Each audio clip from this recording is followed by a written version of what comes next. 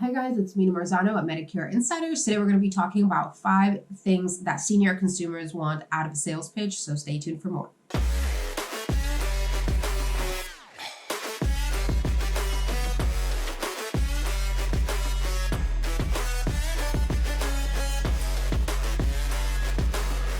So like I said, today's video is going to be about some components that seniors are looking for whenever we're having these sales conversations with them. And I think this is important to keep in mind because a lot of us younger people are used to a very different style of communication. We're used to even a different style of buying and selling. A lot of things have moved kind of into that self-service arena, and a lot of the art of customer service has gotten lost over the years. So I think it's definitely important, especially for the younger generations, to keep some of these things in mind. And a quick disclaimer here, if my voice sounds a little bit taken, I am a little bit under the weather. We've had kind of some wild weather here in Tampa, and it definitely got to me. So don't mind me if I sound a little funny. But jumping right into it, the very first thing is going to be understanding. So seniors want understanding. They want to understand and they want to be understood. So in the sense of being understood, I talk about this in a lot of my videos, being a good listener, being an active listener. That's going to get you a long way being an insurance agent, listening to what your customer's saying, listening to what they're not saying.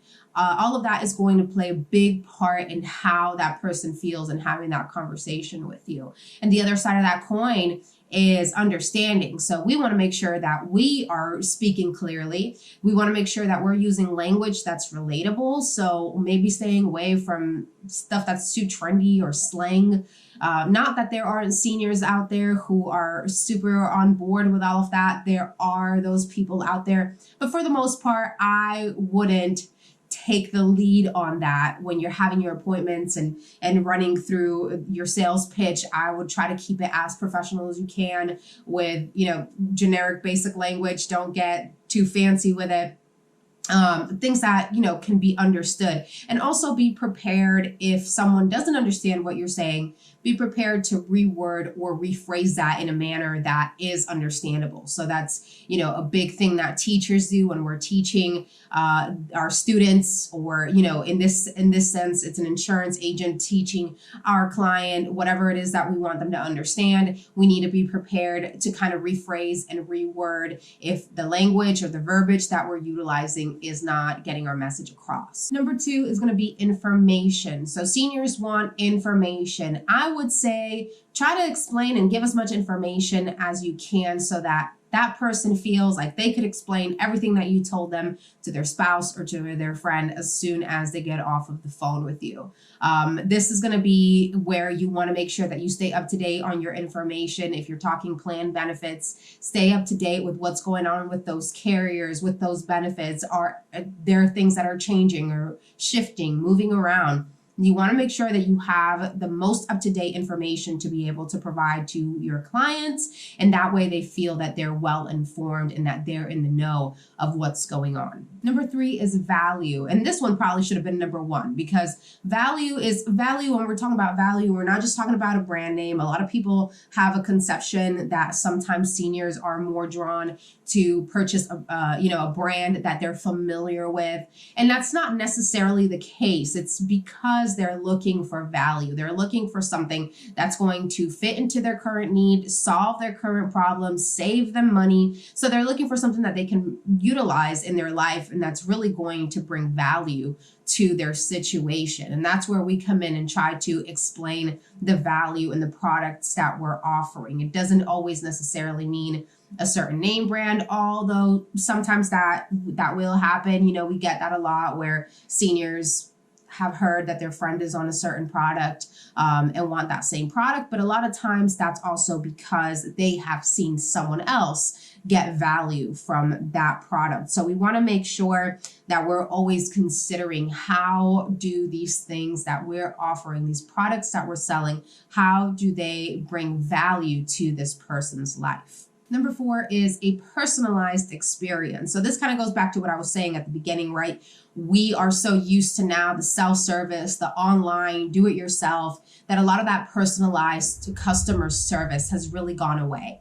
And this is something that is still very important to seniors. They want to have that personalized experience. They want it to be very much about them. They want to know that they're not just another person that you're talking to, but that you're actually paying attention to them specifically. And a lot of times that's going to be kind of that rapport building, and that's really going to help to solidify that relationship. So I would definitely try to incorporate that personal touch in these conversations that you're having with your clients to make sure that you're getting the most out of that, making yourself memorable as an agent.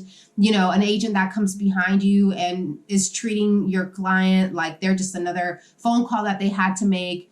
Your client's not going to be likely to, work with them if they've already had that personalized experience with you where they know, oh, my agent, he knows me by name, he knows my needs, he cares, for my individual needs, and he listens to me. So definitely keep that personal touch in mind. That's definitely going to be something that's going to improve your sales moving forward with the senior market specifically. And the last thing, and this one probably seems kind of simple, but is respect. And that, we all really want respect, but I think seniors more than probably any other demographic expect that respect, right? So we want to make sure that our manners are on point, that again, we're using language that's not offensive or dismissive.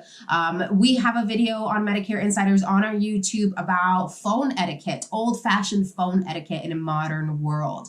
That is another useful video to watch if you do a lot of phone sales, making sure that you are showing respect by respecting people's time and by doing just very simple things. Sometimes it's those really small things that show that good etiquette, good manners, and that can really go a long way with the senior market to us, where maybe the younger generation might overlook some of those things because we're already so used to doing a million things at once, but that individual, personalized, respectful, good etiquette conversation that you're having with your client can really make a difference between them choosing to work with you or work with the next agent that comes along. So make sure you keep that mindset of having that respect, of treating that person as an equal. We are explaining information, we are giving information, but it doesn't mean that we're talking down to anyone. We're respecting them, we're speaking clearly, and we're speaking in a manner that we're understood. So definitely keep these things in mind. I think they're really going to make a difference in the way that you communicate and you do sales when you have these things that are important to your customers at the forefront of your mind. You're not just trying to get that sale, but you're also trying to make your clients feel comfortable and feel good about the decisions that they're making and about that relationship that they're building with you. So hopefully this was helpful for you guys. If you guys have anything else that you can think of that you think is important to seniors, that they want to in their sales pitch, that they want when they're having these interactions, comment below. I'd love to hear from you. Otherwise, like, comment, share, subscribe, go on Facebook and join our Facebook group, Medicare Insiders, and I'll see you guys next video.